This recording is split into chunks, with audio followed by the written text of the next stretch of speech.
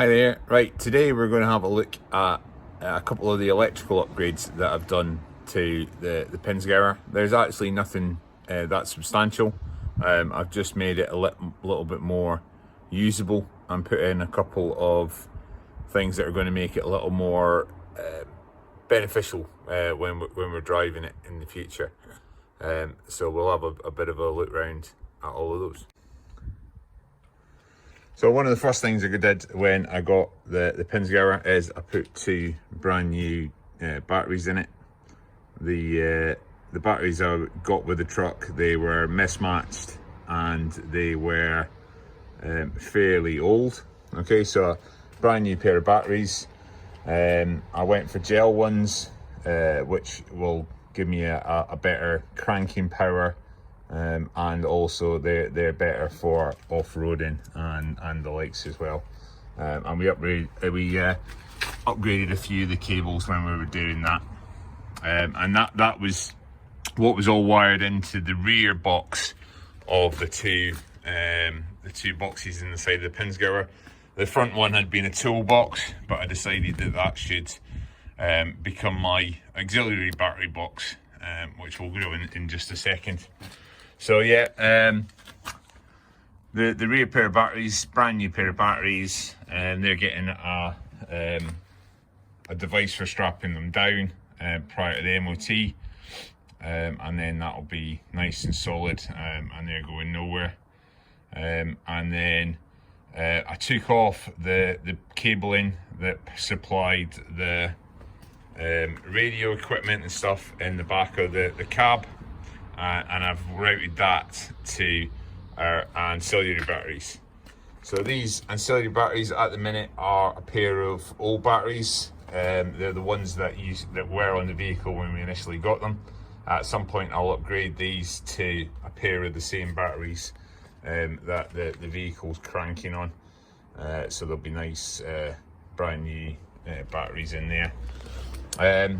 So what I needed to do in the vehicle was I needed to get myself a 12-volt supply wired in, and we'll go into that when we go inside the cab to look at a couple of wiring bits we've done there.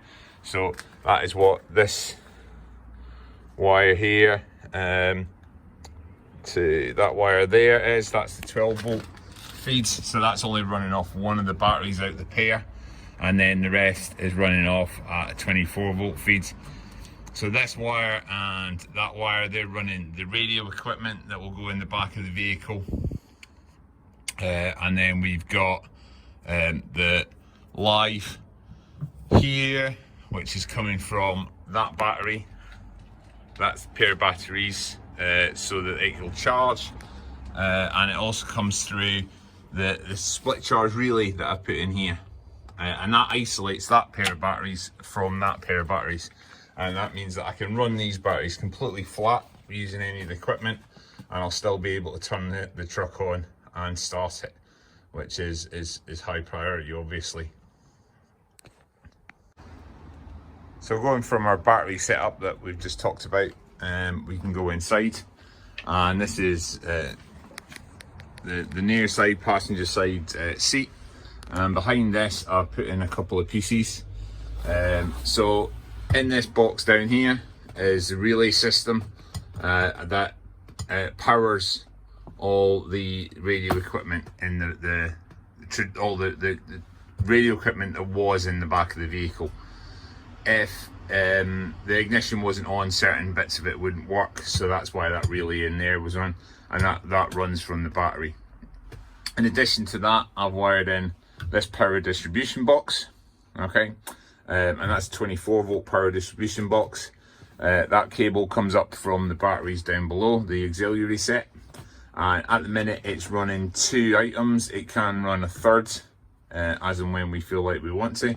So it's running this top cable's going round, and it's routed into the back for the boiling vessel, which will give us hot water when we need it.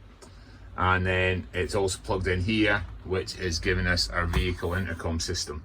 And that's one to be powered separately from the rest of the radio system that may ever go in here, because we're going to use that fairly regularly, listen to the radio, answer the phone, and all that kind of stuff when the time comes. but that'll be an additional video later on showing how we're going to wire that up to car stereo so that we can get music and telephone and things working off that. So routed up through the floor and coming round the top of the engine cover, we've got a 12 volt feed that is coming into a fuse box that I've put inside the glove compartment. And that fuse box in the glove compartment, that's going to be our 12 volt fuse box. I'm trying to shield from the sun here. So that's 12 volt fuse box in there. We've got the first fuse is the power supply coming into the fuse box, and then a 12 volt going out to a 12 volt cigarette lighter that I've put in, because these had originally 24 volt cigarette lighters putting them to power things, but you needed 12 volt for handiness of items that we're going to plug in.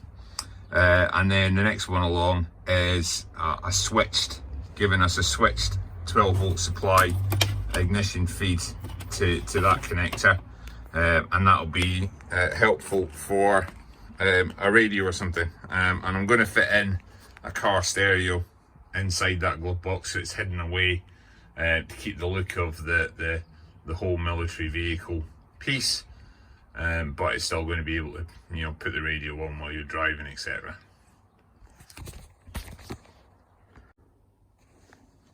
In the back, there's not a lot of difference apart from that we've got two of the headsets from the intercom system coming through the bulkhead, so that the two passengers in the rear can speak to the people in the front without having to shout through the bulkhead, and it'll also mean that they can talk,